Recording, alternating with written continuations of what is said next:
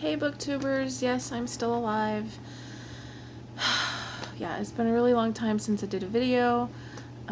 Basically, I've been under a lot of stress with work and other stuff going on, and also I have not been having much luck as far as reading goes. I've been reading a lot, but unfortunately I've been giving up on a lot of books, just losing interest, and yeah. So anyway, I am just going to give you a quick rundown of some of the books that I've read over the last few weeks or so. So, let's get started. Okay, so one of the books that I read recently, and I'm only going to talk about the ones that I actually finished, okay? If I was going to talk about the ones that I started and then gave up on, this video would be like an hour long, because that's been happening to me a lot lately. And it's really frustrating because I hate giving up on a book, but I've just been in one of those moods where I can't focus. Things aren't holding my attention, but whatever. Anyway, okay, so one of the books that I read recently is The Name of the Wind by Patrick Rothfuss, and I actually have it here, so, yeah.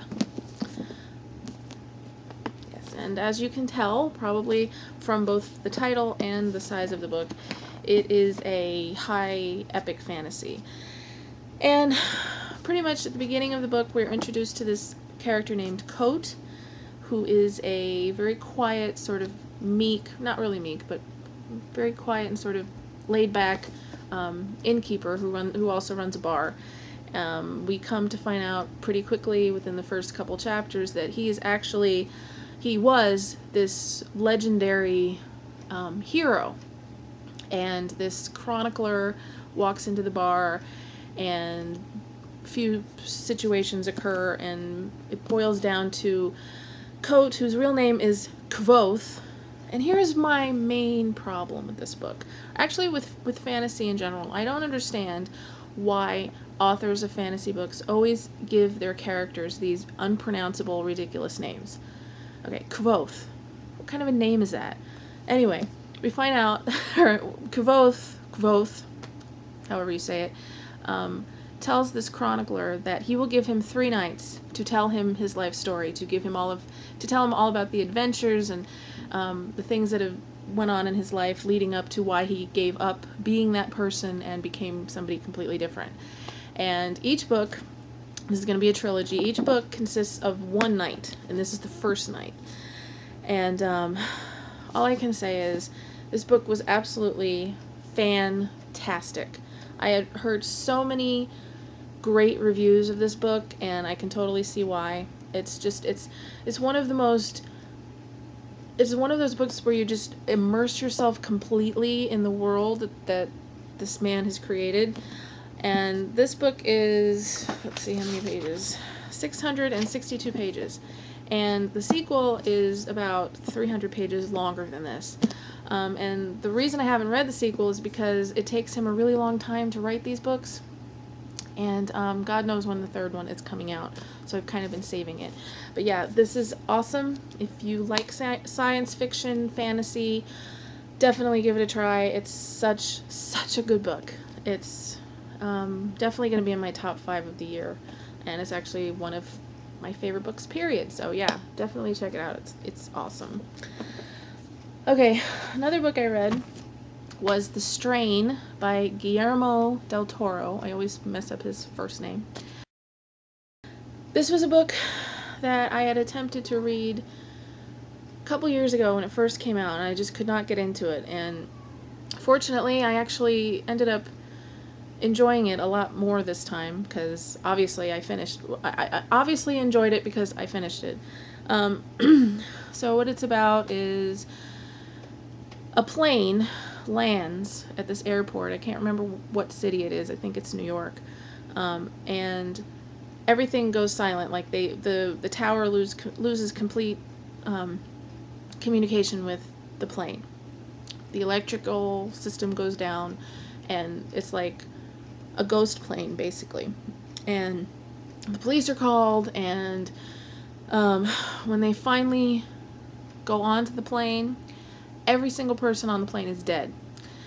With the exception, well, they think everybody is dead. It turns out there's these 4 people who seemed to be dead in the beginning, but by the time they got them out of the plane, were actually still alive.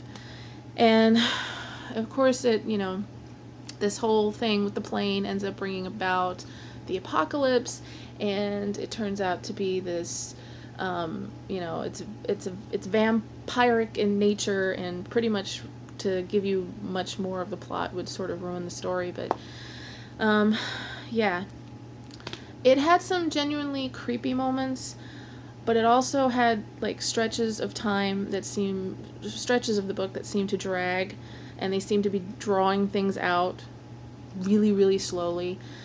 That was my main problem with the book. Overall, I enjoyed it, and I'm sure at some point I'll read the other 2 books in the series, but it's definitely one of those books where I have to be in the mood to read it.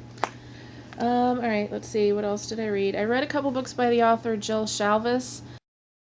Yeah, I don't normally like contemporary romances, but her Lucky Harbor series is really, really great, and the characters are really believable, and there's a lot of humor, and the romance is actually not mushy and like saccharine sweet or anything like that. It's actually believable. So I read the whole Lucky Harbor series from the first book to the last, and they were all really, really great. So I also got around to reading Vampire Academy by Richelle Mead, another series that so many people have recommended to me that I just never got around to reading. And overall, I liked it. I don't know. I liked it. I enjoyed it while I was reading it, but again, when I finished it, I wasn't really like super excited to start the next book in the series. Yeah, so I don't know what that tells you, but yeah, at least I liked it better than the House of Night series, which I have attempted to read numerous times, and I just cannot get into it at all. I can't. I also finally finished The Lost Hero by Rick Riordan. I was on a big, huge Rick Riordan kick last year, and I read like the entire Percy Jackson series, like one after another, and started The Lost Hero and just couldn't get into it, but I finally finished it, and I really, really enjoyed it. It's sort of, it's continuing on in the Percy Jackson world, dealing with, the demigods, although it's, Percy's not in this book, and, but some of the characters from his series are in this one, and the second book in the series, which is The Son of Neptune, I think, Percy is back. But this book was really good. I enjoyed the new characters that were introduced. Yeah, I mean, Rick Riordan is just, he's such a great author. Again, when I said about Patrick Rothfuss, it's kind of the same thing with Rick Riordan. He has this whole unique world that he just opens up, and it's just, you immerse yourself in it, and you feel like you're actually in the book, which makes you enjoy it even more. So yeah. Another book I read was One Breath Away by Heather Gudenkopf. Up until the last book that I read, which I just finished today, this was pretty much the best book that I've read over the last month. Really the only book that I actually finished over the last month. And this was a book about basically not even really 24 hours. I think it takes place over the course of like 8 or 10 hours in a day.